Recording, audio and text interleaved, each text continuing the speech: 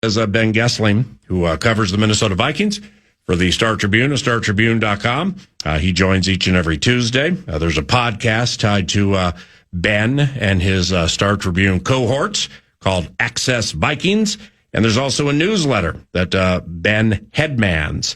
And you can learn all about that via Twitter, via X, at Ben Goessling, What are you doing tonight at 7 o'clock?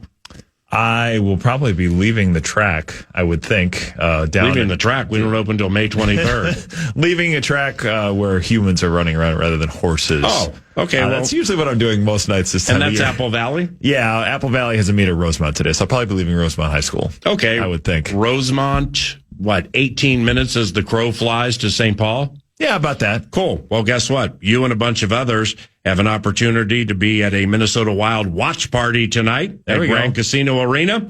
It's at 7 o'clock. That's puck drop for the Wild and the Stars. Pivotal Game 5. Yep, Ben may be there. Might bring his wife and kids. But if he doesn't, you still can go, everybody listening now. 7 o'clock puck drop. And we want you to head to St. Paul to watch Game 5. It's a Minnesota Wild watch party. You can register for a free ticket at wild.com/playoffs. Free. Fans can register for a free ticket at wild.com/playoffs. Food and bevies, food and beverages will be available for purchase. So if you're looking for something to do tonight, Grand Casino Arena, a Minnesota Wild watch party. And the tickets need to be secured at wild.com/playoffs. Game 5, of course, also this evening on KFAN. Good morning. Morning. Do you think Grenard would have held in and created a distraction had they not traded him? Well, I think there would have probably been some question about that. I don't know how loud that would have gotten, how messy it would have gotten. But yeah, I think there was enough discussion going on, and it had gone on long enough about him wanting a raise and them kind of saying, no, we're comfortable where we are, that had it gotten to that point, it would have been interesting to see what would have happened. Because I generally think that relationship has been pretty good. Mm-hmm. I think they've been on good terms. I think he's had good relationships with the front office, with the coaching staff, whatsoever. But you get to that point where your only leverage is your presence or lack thereof, and he might be saying, hey, this is my chance to get a raise. I feel like I deserve it after a couple of strong years here, and you're kind of at that end of your prime, so to speak, end of your chances to get paid in the way that he was hoping to get paid. So, yeah, had it gotten to that point, it's hard to rule that out. It just, I think it was obviously a pernicious enough situation that they felt like we need to make the deal rather than try to come into training camp and hope for the best. So when there's a major decision made like that, and it's tens of millions of dollars involving probably the best overall player on the Minnesota Vikings defense, it can be argued. I mean, if Gink doesn't have the neck, I might put him in stall 2 at 6-1 and bet on him. Sure. But Grenard probably would be favored in that equation if everything's even. Yep. So do KO and Brzezinski, Rob, do KO and Rob include the Wilfs in major decisions like that? And what I mean is like they'll lay it out for Ziggy, Mark, Lenny, Jonathan, whomever, and see where the owner's discernment goes. In other words, here's the whole thing. We're thinking about this. What do you guys think? Yeah, I think the way that process works, and I got a chance to talk to a lot of the parties you mentioned about this, I think a year and a half or so ago when I was doing a story on the Wilfs owning the team for 20 years. And a lot of it is, I think the way a couple people put it at the time is they'll make us prove our arguments. It's sort of this, hey, I mean, kind of what you laid out. Hey, here's what we're thinking. And a lot of their job becomes, well, hey, have you thought about this? Are you all aligned on this? I think that's a big question for them. How did you arrive at this? And are all of you aligned on it? Is everybody in I don't know if lockstep is always the right word, because there's going to be disagreements or there's going to be differences, but are we all going to walk out of this room feeling good about this and able to support it? Mm-hmm. And if so, I think they say, yeah, we'll sign off on this. I don't know that it's ownership has to vote up or down on everything. I don't think they're quite that directly involved in everything. But a lot of, I think the way they view their job is we bring a perspective from years of business, years of management, years of strategic decision making, and we have these questions. And if everything is good, they'll say, yeah, we'll bless it. And, I don't know how often it gets to the point where it's no, we're going to stand on the ground stand 10 toes down on this and say no to something. I think it's more of a, tell us what you're thinking and we'll go from there. You're an elite press conference mind in that if there are big press conferences, then Ben Goessling, beloved scribe, is going to be at them. He will opine via XS Vikings newsletter, 9 to noon, Star Tribune, StarTribune.com. And here's what I'm getting at. I can't recall, and you're at markedly more of these than me, and I try to listen to all of them. I can't recall somebody being as direct as acting general manager Rob Brzezinski was when he said, look, paraphrasing, but basically getting the whole thing right. Look, we know we didn't make the Minnesota Vikings better right now by doing that. And then in another quote, kind of tied to this, but we also recognize that the willy-nilly spending that's taken place the last X amount of years means we're balling on a budget. Yeah. So you got to look at it that way, too. Yeah. I mean, Rob was quite direct. He was. That was, I think there were a number of moments in that press conference, that one, and then basically just saying, he said it a couple different ways, but the spending we've been doing is not sustainable. That's what it was. There's a lot of discussion there, and because everybody will kind of do this, and he took a little bit of a glancing blow at the people that think the cap is a myth. He said the cap's not a myth. You can manage it, but the bill always comes due eventually. So I think a lot of what they're getting at is the spending has put them in a spot where you are annually having to make decisions about restructures, signing bonus conversions, trying to get players sometimes to take pay cuts in exchange for cutting years off the contract like they did with TJ Hawkinson. It is a more sustainable way to live if you're hitting on draft picks and you have players who are under club control at a relatively affordable rate for the first 4 years of their deal. So I think the things he said are true, and I think a lot of general managers believe them to be true, but a lot of them don't say it publicly. Right. So for him to be like, yeah, look, this is what it is. Use common sense here. Everybody can look at how the cap works and figure it out. He kind of just acknowledged the things that are in relatively plain sight, but most people won't give voice to. So why the full-time GM search? Okay. Learned Scribe believes there is a full-time GM search that will take place. Yeah. Okay. And Learned Scribe also believes acting GM Rob Brzezinski gets one of the stalls in the race. Yes. Okay. So how widespread and deeply rooted do you think this search will be? Yeah. And are we too early in the equation to have a thought or an opinion or some steam on what type of general manager they're looking for? Yeah, I would imagine they'll talk to a number of candidates. I think you'll see them bring in external candidates for interviews. I think Rob Brzezinski will get a long look at the job. You're going to have them bring in, I think, a number of different people. I would imagine that people with more of a traditional scouting background are going to get a long look. I think it's going to be a different process, probably. And they talked to people of that, that vein last time, too. A lot of people that got hired other places, Monty Ossenfort, Ryan Poles, Elliot Wolf, were all candidates for that job in 2022. So you'll see people. There may be a couple of names on the list that haven't gotten hired other places yet that come back around and get another look, but it's possible that will happen. I think John Spytek was maybe in there, too. He's now with the Raiders, but I saw the name Reed Burkhardt. Yes, a former Viking scout, super well respected scout. Yeah. Currently with the Broncos. Yep. Kind of along with former Viking Kelly Klein. Yes. Kind of like if one person is the left hand man and she's the right hand person. Like Reed's super well respected. He is, yes, and I think he will get a look. I have had some conversations to that effect. I think he'd have interest. I think.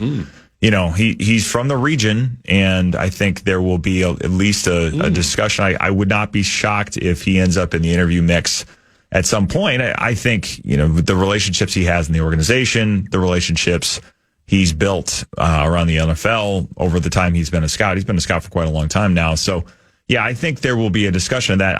I think, the conversations I've had with people around the league, people in that building, there's a lot of respect, and we've talked about this, but there's a lot of respect for Rob Brzezinski in that building. And there are a lot of people around the league that say, why wouldn't you just make him the guy, given the way other teams feel about him, the way agents feel about him? All of those things help in negotiations for trades, for contracts. He works well with Kevin O'Connell. I think the scouts respect him. And that's going to be a lot of this search is you have to find somebody that's a little more of a conductor of the whole thing. It's not just about locking yourself in an office and scouting players and grinding tape for 365 days a year. It is managing different departments. It's making sure that they all work well together, because all of these people, all of these departments have different ways of valuing a player, figuring out where he fits, and figuring out what he's worth. And you have scouts that have their lens through it. You have analytics people that have their lens. You have coaches that say, this is how this guy fits in this scheme.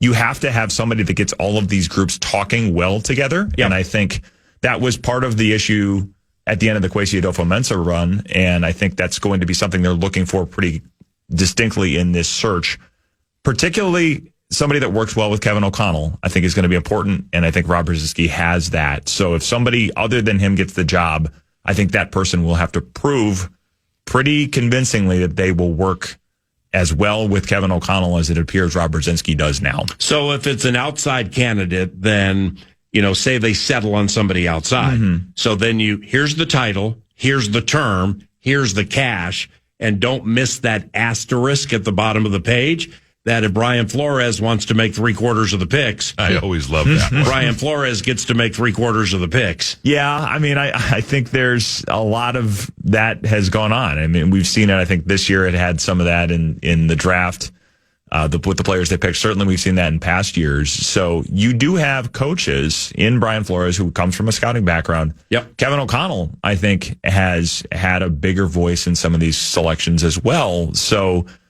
a lot of this is you're not looking at this in a vacuum. This is not, we're starting from a blank slate with a new GM, a new coach, a new coaching staff, all of that stuff. That was 2022. That is not the same as this search.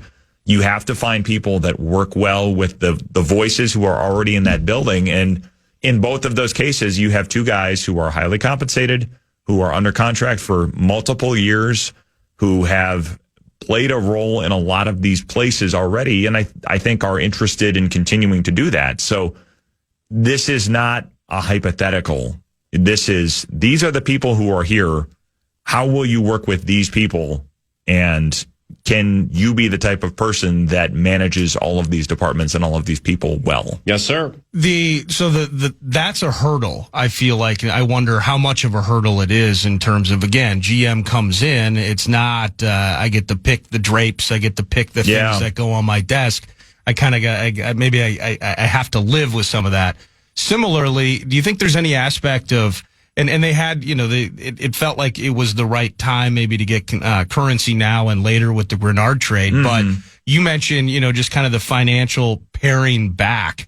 I wonder how much of that, whether it's a mandate or an edict, plays into the idea. I need to create a system or create a foundation that this new general manager can come into where it is appealing and not a complete money-wise rat's nest. I just wonder how much of that factors in, if at all. Yeah, I think it's an interesting thought. I mean, Rob Brzezinski said pretty directly there's been no directive to cut back on spending. I mean, I think that's been talked about given how much cash they spent last year. And one of the things I know they've talked about this, I've had this conversation with Rob in the past about, we do have a budget. It's not like this is an unlimited vending machine that you can just hit as many buttons as you want and say, I want another $50 million to sign this guy, or I want another $25 million for this. That's not how it works.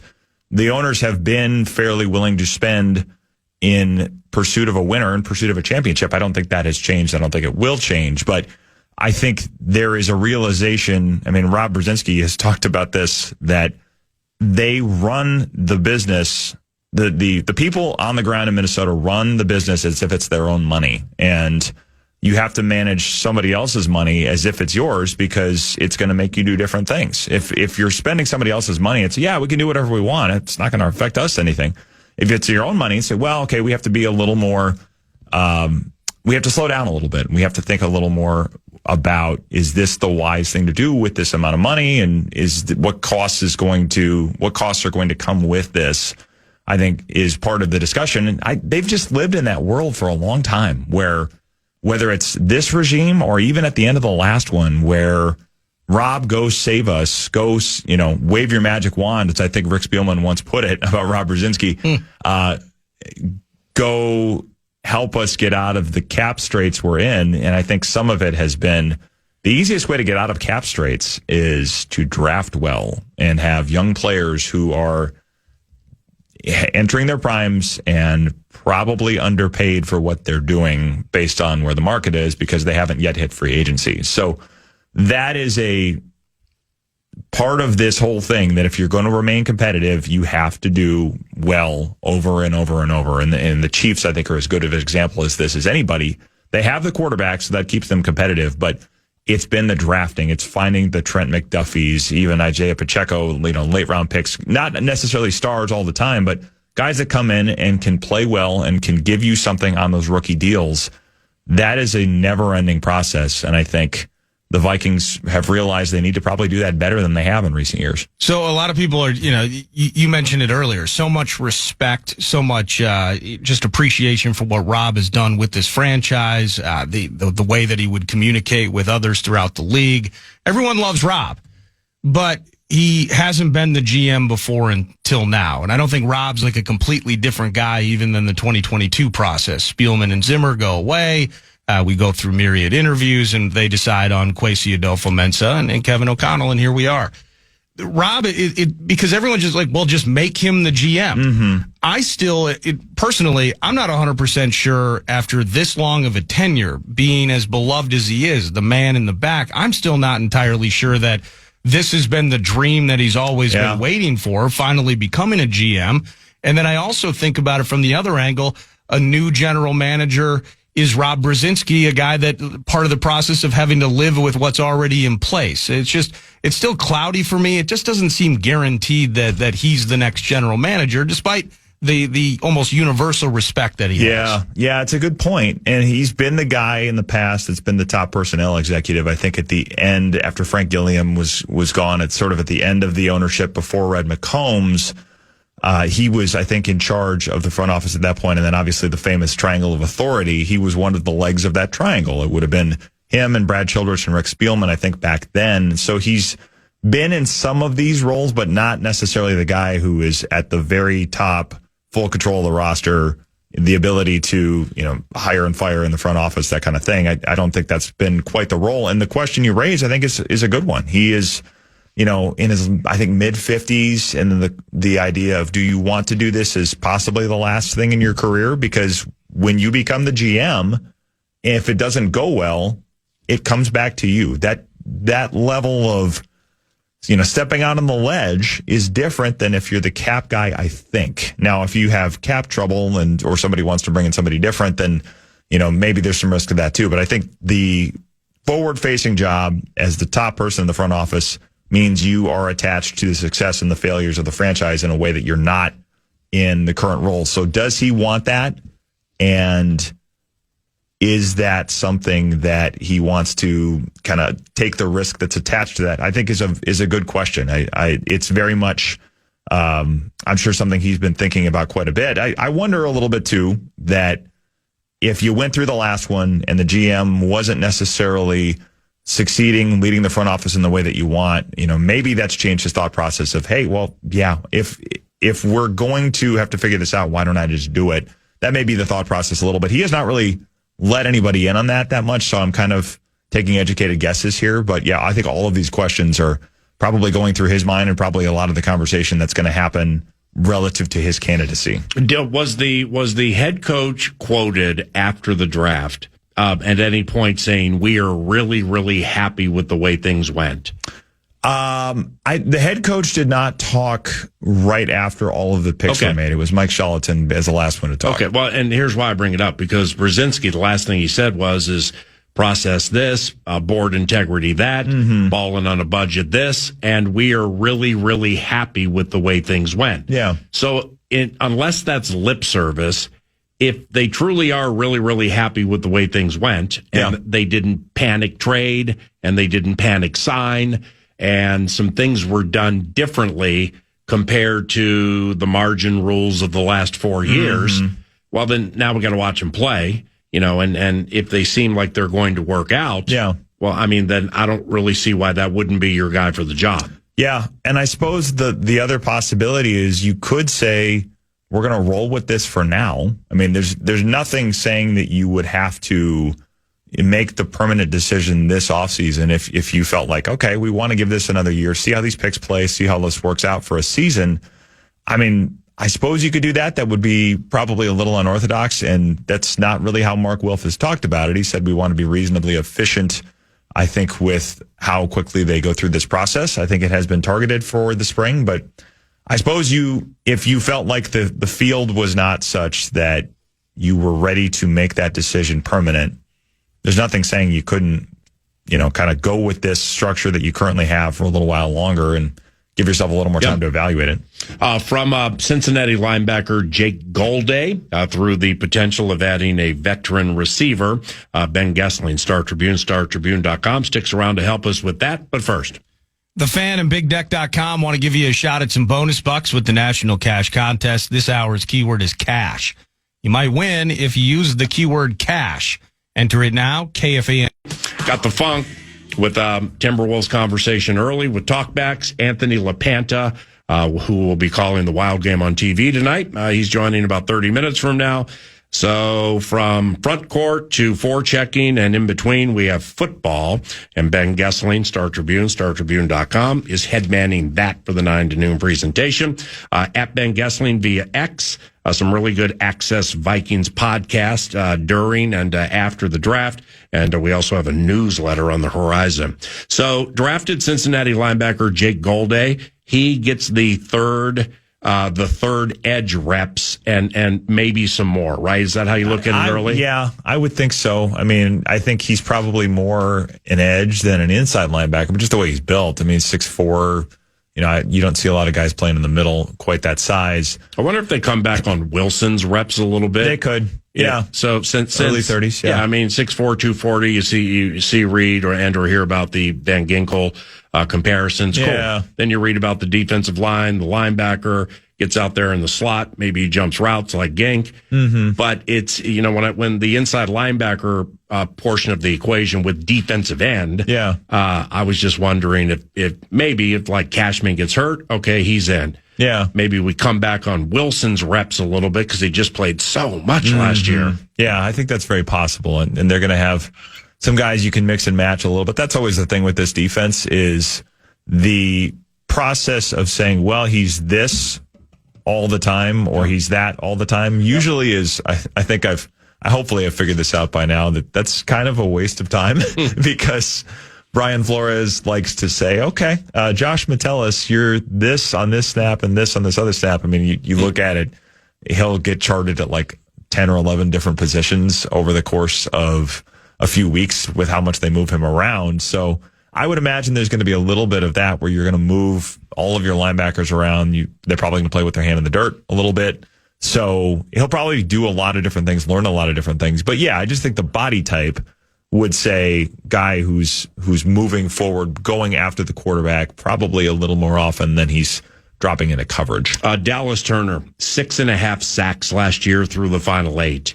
Defensive snap counts more than doubled from his rookie year. With Dallas, have you heard anything like from his from the early stages of his career about his work against the run? So like I'm thinking, Brzezinski and maybe others have been like, well, we recognize we didn't necessarily make this team better right now by doing this, but you can't do it unless you're excited about Dallas. Yeah. 6.5 sacks the final 8 games. Grenard, and this blew me away when he got here from the Texans because I didn't follow him closely. Great run defender. Unbelievable. Yeah. And super smart. Yes. With the way he would beat guys to the spot. Mm-hmm. Okay, well, that's going to be required of Dallas Turner. It is. And that's a great point because I think that is one of the things that probably has to get replaced that people may not appreciate about losing Jonathan Grenard, where you think about the pass rush primarily, but he was a fantastic run defender. And maybe Golday is. Yeah. Yes, there could be some. I think that's been part of the reason people have thought highly about him too. So yeah, you're going to have to replace that one way or the other. I think with Dallas Turner, there's probably the ability to do it. But like you said with Grenard, so much of it was being able to read plays, read leverage, read gaps, and say, where do I need to be to get to a spot before I get blocked? Yep. And some of that was the first step, which I think Dallas Turner has shown he has. You're going to get some of that back, but it's also knowing where to go. And I think that's so much of it. You've heard, I think Anthony Harris used to talk about this, learning from Harrison Smith, different position, but one of the things he would say is if you know where to go before the ball gets there, you save yourself some time, and you save yourself from having to be the fastest guy on the field. And you add 5 years to your career. Yes, you do. Harrison Smith's a great example of that, because you're not winning anymore based on I'm a half step faster than everybody else. Ooh. If I can think and reduce the need to take as many steps and get myself on a more direct route to the place I need to be, I can save myself some wasted motion, wasted effort, and also just make myself more efficient on the field. Okay, so lastly with Golday, Grenard, Dallas Turner, Andrew Van Ginkel missed a bunch of games last year with that neck. Yeah. Do you think any part of this equation, neck or everything surrounding it, like when it happened, when he came back, the whole thing. Yeah. Do you think any part of that equation has them a bit concerned with him moving forward? Well, there's that. There's the fact that he's in his 30s. I think he's in the last year of his contract, and that can always get adjusted, especially with all the void years. There's ways to play with the number that comes forward. But yeah, I think you're probably looking at a discussion of, we just need to be ready for the idea that injuries are a more prominent part of his story, or he starts to lose a little bit of that quick step like we're talking about. And he's a guy that, when we're discussing knowing where to be and being able to help yourself just with intuition rather than having to be the fastest guy on the field, he's a shining example of that, because I don't know that, you've done this longer than I have. I can't think of a player that plays the way Andrew Van Ginkel does, and Harrison Smith said the same in terms of just knowing where to read things and getting there in a way that no one else does. So that may help him later into his 30s and help him stay around. He also keeps himself in great shape. So I think all of those things help. But yeah, you do just have to be aware of the possibility that we're heading towards a decision, kind of an inflection point on him, and that's where some of these younger players come in. It's not just for 2026. It's what happens when we have to move on from this guy, and then what do we do next? Given Van Ginkel and the way that you broke it down, and with Grenard at that point in the draft and leading up to it, Grenard was still a member of the Vikings. Yeah. I'm just curious if the trade had maybe helped precipitate this selection at all, and just thinking about it from the standpoint that you heard after the draft, well, the board, we didn't necessarily anticipate it going as heavy defensively as it did.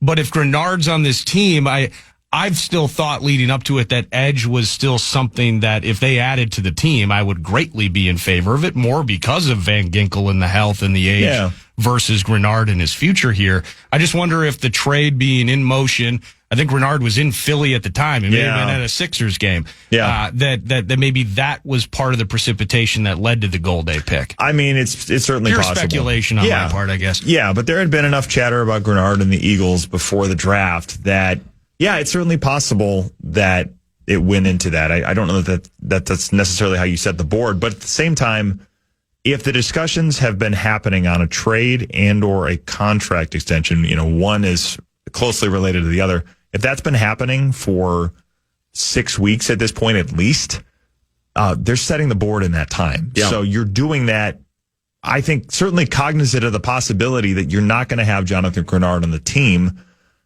if the offer comes through that you want to trade him. So I think, I think it's very possible that when you're looking at where things go and you're looking at people who are on a certain class of we could take this guy at this spot, that you're mindful of, we may need a guy at this position. I certainly think all of those things are in the backs of people's minds as they're talking about how they put the board together. The drafting of 6'8" Northwestern offensive lineman Caleb Tiernan, top 100 pick. Yeah. What's going on there? Well, he's played both sides. He's actually one of these guys. I wrote about this a little bit for this week. The athletic ability of some of the players they drafted, the RAS score, the relative athletic score, which kind of takes combine numbers, height, weight, speed, all of those things, and puts them relative to your position, and then gives you a score, kind of a 2-number score, 9.8, I think is where he landed on this. It basically ranks players over the course of, I think the last almost 40 years of draft data, since probably some of this stuff became a little more public. He scored very high on this, as did Jake Golday. So I think a lot of the appeal with him is he can move. He's a guy that is able to play a couple different spots. He's versatile. He's athletic. They need help at that spot, not necessarily this year, but again, Brian O'Neill's a free agent after this year. Mm-hmm. Christian Darrisaw, we saw enough of the questions there last year, and even Kevin O'Connell has talked a little bit this offseason about, there's going to be some need to manage things with Darrisaw going forward. So, okay, what does that mean in terms of availability? I think it was a pick that is mindful of probably a little bit beyond 2026, mm-hmm. but the need at that position is not as far off as it might seem. So I think that probably went into the discussion there too. Does this signal Blake Brandel is going to full-time center? So now you're the plan right now. Yeah, you're thinking about backups at guard too. Mm-hmm. And okay, so maybe that plays into it. Yeah, they want that guy that can play in a number of spots. That kind of duct tape solution is something they value very highly. 4 to finish. Your best 30 seconds on each, please. Any steam they'd be interested in free agent wide receiver Jawan Jennings, or maybe Keenan Allen, but Jawan Jennings, who is still unsigned. Yeah. The belief is that Drew Rosenhaus and Jawan's contract expectations are absurd. Yeah. Maybe they'll come down. Vikings just did Grenard a big-time solid with Drew Rosenhaus. Maybe Rosenhaus has a solid for them on the backside. Well, it depends on what the price is, I think. But that would be interesting. I mean, a guy that's played in a very similar offense. So it would be a fit in terms of where the scheme would set up and what they would ask him to do. I think he's a player that would add a lot to the offense. I think that will, depend on price and market and all of those things. But it's an intriguing possibility. Well, now they have a new age use check potentially to them with Max Bredesen, the Michigan fullback / hybrid. What do you think they have up their sleeve with him? Well, I know they had been looking at hybrid type players. I think a lot of. I mean, it could be a use check thing, but it's also probably a replace CJ Ham, who I think was very excited about the pick. He tweeted something about the fullback legacy lives on after they made the pick. The guy apparently was hanging out with Bredesen was hanging out with JJ McCarthy on Saturday at the draft party. So the fact that they have continued to want players like that, it is interesting. And we were talking about this a little bit at the Strib this week, just that may not have been something that you would have expected in 2022, that they would say, we're going to keep, not only are we going to keep the fullback, that when he's gone after 4 years because he retires at the end of his 10-year career, we're going to go replace him. So, it's I think it's still a position they want, and it kind of tells you how the offensive philosophy has changed a little bit. Can Ty Felton, second year from Maryland, can Ty Felton be KJ Osborne, or maybe better or worse? I think their hope is that he plays a bigger role in 2026. I think there was some optimism, at least internally, from the things they had seen in practice about him at the end of last year. He'll have a lot to learn and a lot. He'll need to spend some time getting on the same page with quarterbacks. But yes, I think he is going to play a bigger role looking at Naylor being gone. You have to figure out the future at that position. So yes, this is a big year for him. He's certainly one of those guys that is, you look at, you make your lists of people to watch in training camp. Yep. I think he'd be fairly high on that list. And lastly, for Learned Scribe, do you think when we have that sneaky film meeting, we'll catch wind as to how well Kyler is picking up on things? I don't know. It'll be interesting to see how much they get into that. It always feels like when they go through the film discussion, they have so many picks to get through. Or even when years when they don't have that many, it seems like it's hard to get through everything. So the fact that there are 9 of them, I don't know that we'll hear a ton that deviates from the draft, but there will probably be some discussion just because there are going to be people that will interact with Kyler Murray that, how that all fits. And I don't think they've had a ton of on-field work yet just in this phase of things. But whatever insight we glean on that certainly would be useful as you're figuring out where this thing's going to go. You're the best, my brother. Enjoy your day at Apple Valley High School with the distance team. Yes. And we'll talk to you soon, all right? Sounds good. Ben Goessling at Ben Goessling via X. Follow him there. He covers the Vikings for the Strib. And we also have Access Vikings podcast and the newsletter, plus much more. Anthony LaPanta, the heir apparent, the TV Vox for the Minnesota Wild. He'll be joining us from the Big D from Dallas within the next 15 minutes. News du Nord fan.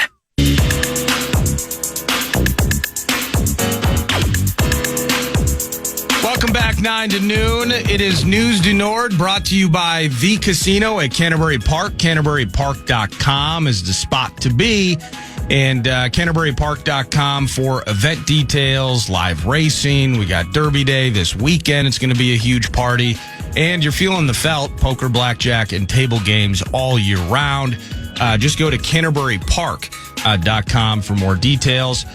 Twins rallied together in the rain yesterday, found some offense. You got Cody Clemens hitting home runs, 3-run shot from him in the third, Buxton with a 2-run homer in the fourth. The Minnesota Twins ran it up on Luis Castillo and the visiting Seattle Mariners yesterday. 11-4 is the final.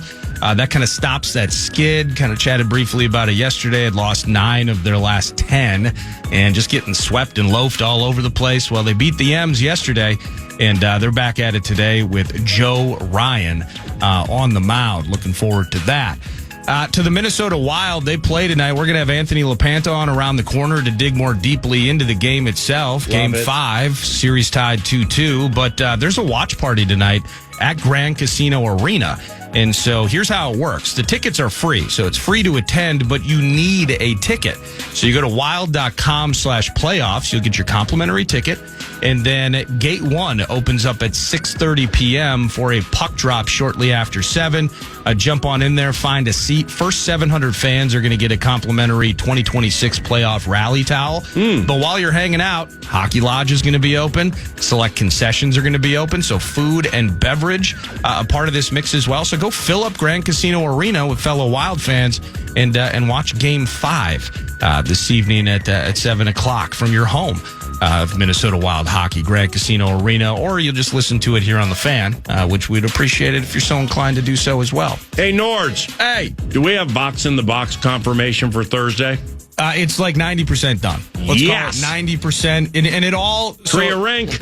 I think via my conversations with the program director and PR media mogul, Aaron Sickman with the Wild, is kind of just feeling out exactly what that game time would be, which would then potentially dictate the time of the head coach. Yeah. But working through those angles are not the most difficult things we've ever done. Yeah. I want to do Vox in the Box. How about that? So we're 90% there, and I think we're going to get ourselves over the finish line maybe later today. That'll be super sweet. Thursday, 9 to noon. Bizzle. Wolves, we covered them really hot out of the gates after they lost last night. 125-113 in Denver. They stave off elimination, the Nuggets do, and it was a terrific night for Spencer Jones. Spencer Jones. Who is Spencer Jones? I know who he is now. He had 20 points, 4 triples, like 11 or 12 in just the third quarter alone, as the Wolves had found a way to kind of keep it single digits into the break, and that's with a Jokic three-pointer right near the buzzer, like 0.4 seconds left or something. But then the dam broke in the third quarter, as we've seen with this team. I saw, whether it's a talkback, we'll play talkbacks later on as well, but just kind of the idea. Felt like a clunker, was a clunker. The 25 turnovers helped lead to the clunker. 25 freaking turnovers for your Timberwolves in last night's game. A lot of new faces on the court because of such injuries to Dante DiVincenzo, the Achilles. He's out for the season. Anthony Edwards, hyperextension. When is he going to be back? Well, let's just try to advance first, and we can figure that out later. But the Minnesota Timberwolves still leading the series 3-2. So is everything fine?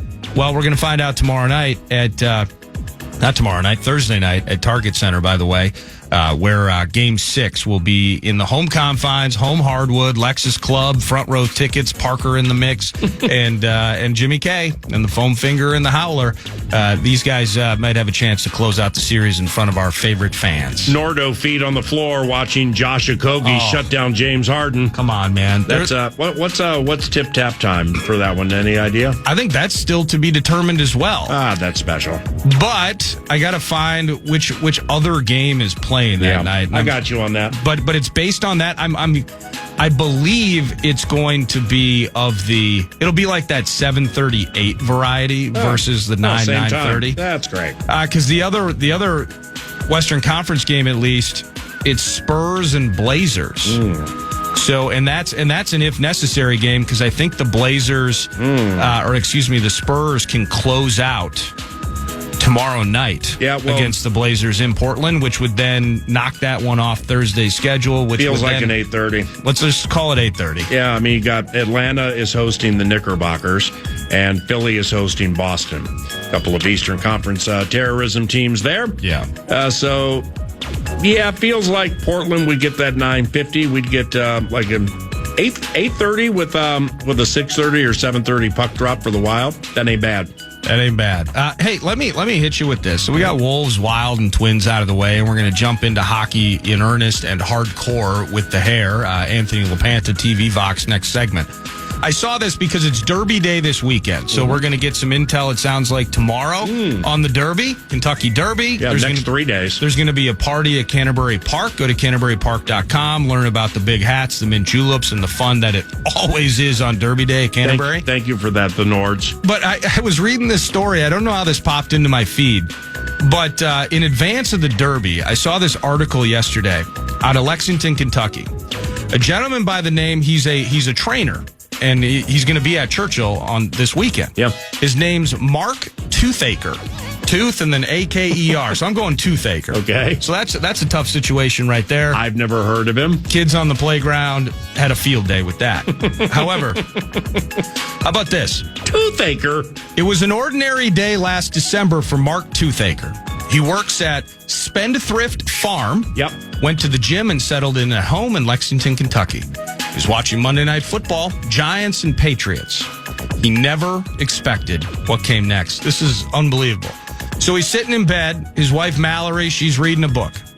And it's Giants and Patriots. Now, last year, during that game, it was a Monday nighter, I think December 1st.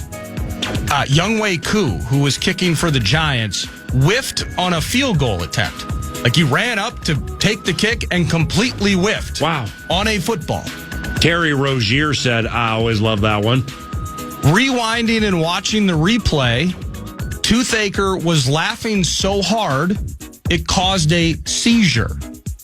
So Toothaker now has a seizure because he's laughing so hard at Younghoe Koo taking an L on Monday Night Football. Really? So, and he says, I never felt anything like this in my life. He recalls, felt like I got electrocuted. Well, here's the deal. He goes to the hospital. And Mallory, his wife, is a nurse, so she's on the 911, and everything's going the right way.